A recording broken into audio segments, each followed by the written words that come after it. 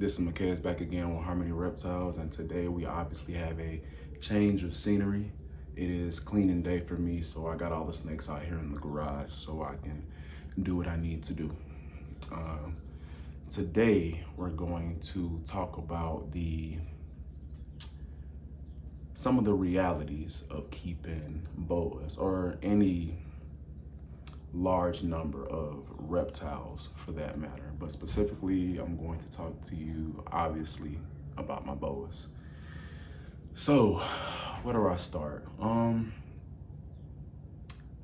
First off, let me begin by saying I still love my boas. I never plan on getting rid of them. I enjoy the hobby. They bring me a bunch of joy, and that's never going to change. That being said, it's not easy. I feel like you guys know this, or let me speak to the people that are thinking about getting into the hobby. Now, if you are just, you just want a pet, you want one, maybe two, then cool.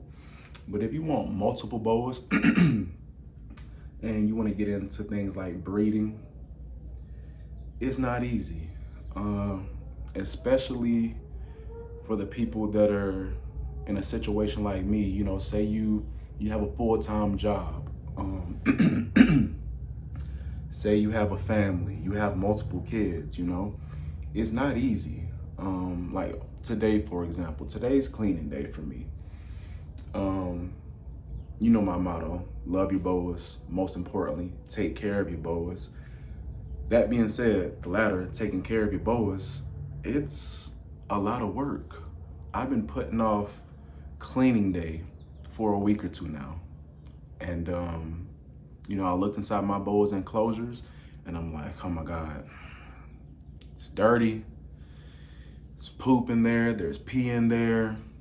They need their water bowls refilled, etc. And if you have multiple boas, it's not gonna be a couple of minutes. Try a couple of hours. The bigger the boas, the bigger the enclosures, the bigger the mess, so forth and so on. And on top of that,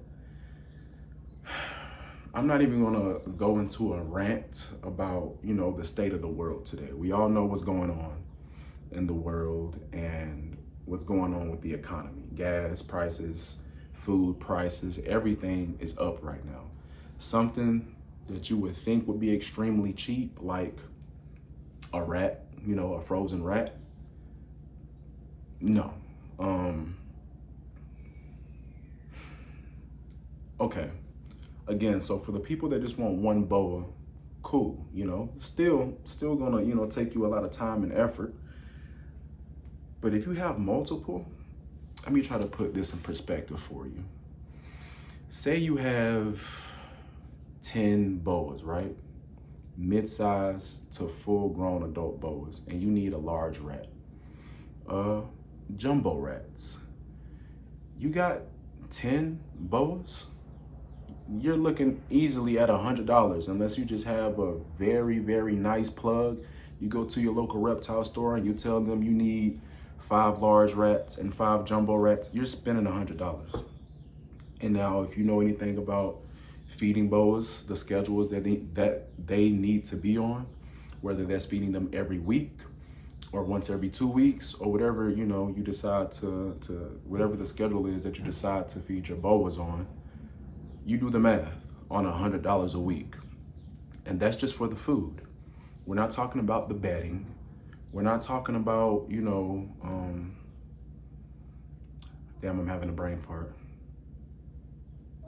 What are the things you put inside your boas enclosure? Enrichment. We're not talking about enrichment.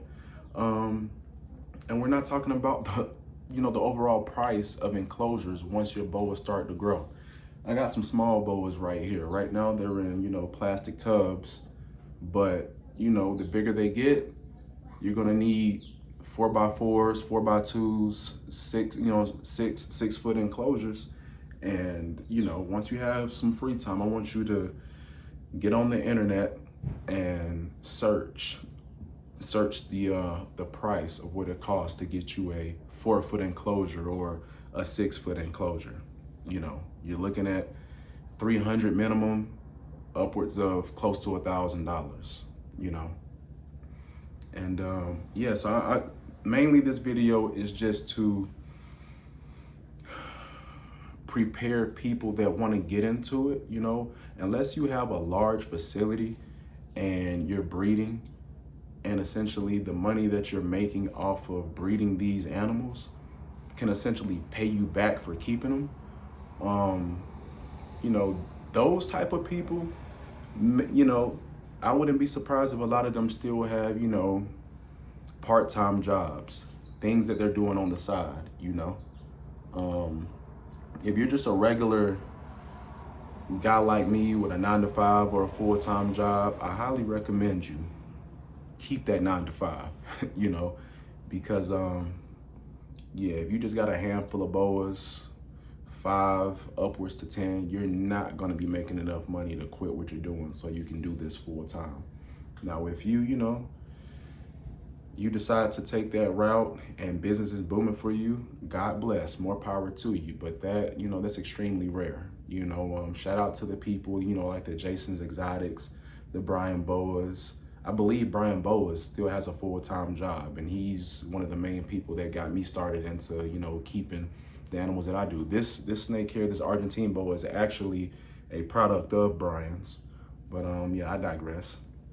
All that being said, that if you genuinely do not love these animals, then it'll be a short journey for you. You know, there's been times where financially life has gotten rough, and again, like I said in the beginning, I'm never getting rid of my reptiles. But when you have financial hardships, these are things that you have to take into consideration. Not only are you thinking about bills, you know, food, your kids, etc. You're thinking, oh my God, I gotta feed my other kids too. You know, my baby's right here. And for anybody that doesn't actually get into keeping reptiles, that has a genuine passion and a genuine love for these, I would not be surprised if they, you know, took them to their local reptile store, you know, sold them, let them go in the wild, you know, or whatever, just ultimately getting rid of their snakes, you know. Yeah, so again, that's primarily the message of this video, is to warn people, if you're getting in, if you want to get into the hobby of keeping these animals and you want more than 1 or 2, prepare yourself for a lot of time, a lot of dedication, a lot of frustration,